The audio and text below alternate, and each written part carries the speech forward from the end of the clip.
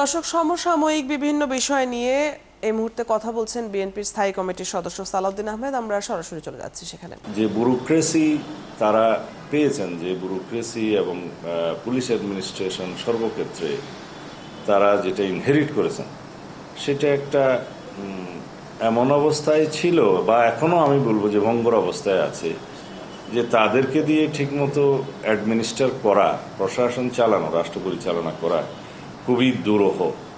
আমি এখনো মনে করি ভবিষ্যৎ সরকারকে এই চ্যালেঞ্জটাই মোকাবেলা করতে হবে, যে গত 15 বছরের স্বৈর শাসন এবং ফেসিবাদের জন্য নির্মিত করা একটা প্রশাসন এবং ব্যুরোক্রেসি তারা রেখে গেছে, এবং সেই ব্যুরোক্রেসিকে, সেই পুলিশ প্রশাসনকে, সেই রাষ্ট্রযন্ত্র সব কিছুকে দিয়ে, সাংবিধানিক এবং অন্যান্য প্রতিষ্ঠানগুলোকে দিয়ে এক্স্যাক্টলি জনপ্রত্যাশা পূরণ করা যাবে সামনে, আমি মনে করি না।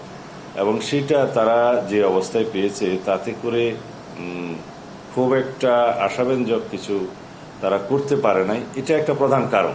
একটা হচ্ছে নির্বাচন কমিশনের সংস্কার প্রস্তাবের মধ্যে কি কি জিনিস বাস্তবায়ন হয়েছে সেটা একটু বলি। নির্বাচন কমিশন গঠিত হয়েছে নিরপেক্ষভাবে। এটা ইটসেলফ ইজ এ বড় একটা রিফর্ম, সে গ্রেট রিফর্ম। সবার মতামতের ভিত্তিতে সেটা হয়েছে। দ্বিতীয় হচ্ছে নির্বাচন কমিশন সংক্রান্ত 12টি আইন, বিধি, বিভিন্ন রকমের নীতিমালা আছে।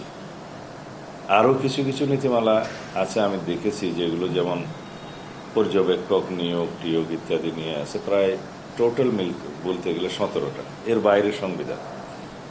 আরপিও হচ্ছে ভোটার তালিকা প্রণয়ন আইন, এগুলা হচ্ছে মেজর আইন আরপিও। এইখানে 243টি সংস্কার, 241টা সংস্কার প্রস্তাব দিয়েছিল নির্বাচন কমিশন। কিন্তু এর বাইরে আমাদের দলের পক্ষ থেকেও আমরা অনেক সংস্কার প্রস্তাব দিয়েছি। এগুলো সবকিছু আইনের খুঁটিনাটি পরিবর্তন, কোথাও একটি শব্দ, কোথাও একটি আইন, একটা লাইন, কোথাও একটি ধারা সংশোধন। বিএনপির স্থায়ী কমিটির সদস্য সালাউদ্দিন আহমেদের কথা সরাসরি শুনছিলাম আমরা এতক্ষণ।